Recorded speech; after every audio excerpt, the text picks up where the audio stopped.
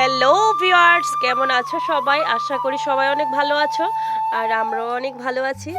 তো আজকে দেখো আমরা রেডি হয়েছি আর আমরা এসেছি মাসির বাড়ি থেকে আমরা উৎসবে যাব, রাম ঠাকুরের উৎসবে যাব। এটা হচ্ছে এডিনগর বেলতুলি ৯ নম্বর রোডে। তো এখানে আমি প্রতি বছরে আসি, কারণ এখানে আমার বাবার বাড়ির দেশ, এখানে সবসময় আসি, বাৎসরিক উৎসব হয়।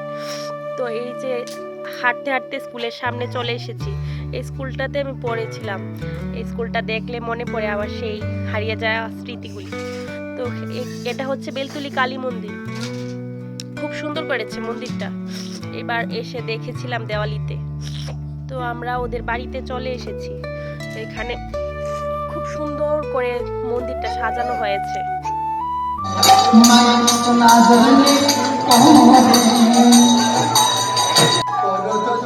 এখন ঠাকুরকে প্রণাম করতে যাচ্ছি, আর নুপুল এনেছে মা লুট দেবে বলে বাচ্চাদেরকে নিয়ে। তো প্রণাম করে তারপর লুট দেব।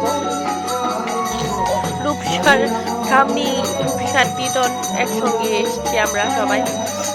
দেখো ফ্রেন্ডস, সুন্দর করে সাজানো ওদের আসনটা, ভালো লাগে। আমরা আসার সময় বৌদিকেও নিয়ে এসেছিলাম সাথে করে, আর সঙ্গে এসছে তো 3 বোন মিলে এসছে।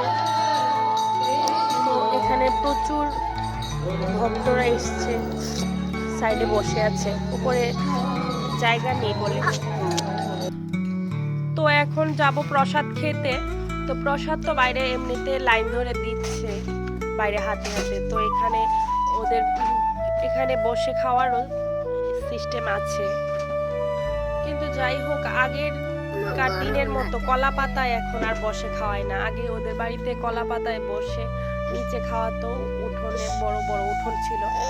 তো এখন বিল্ডিং হয়ে যাওয়ার কারণে আর এখানে খাওয়ায় না, হাতে হাতে করে দিয়ে দেয়। আর একটা গাড়ির ঘর আছে, ওটার মধ্যে সবাইকে বসে খাওয়াচ্ছে, ওটা অনেক ছোট।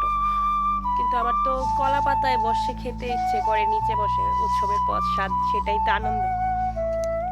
এইখানে এসে রূপসা টুসু অনেক জ্বালাতন করেছে, অবশেষে এখন প্রসাদ খাওয়ার পালা। তো এখানে বসিয়েছি রূপসা টুসুকে টেবিলে, আর মশাও চলে এসেছে, প্রচুর মশা কামড়াচ্ছিল। তো খিচুড়ির সঙ্গে ছিল মটর আর সয়াবিন দিয়ে একটা ডালনা, আলু দিয়ে, সঙ্গে পটলও দিয়েছিল। প্রসাদ স্বাদ হয়েছে। তারপর পায়েসও ছিল শেষে। So tata, bye bye, next ব্লগে দেখা হচ্ছে, বাই।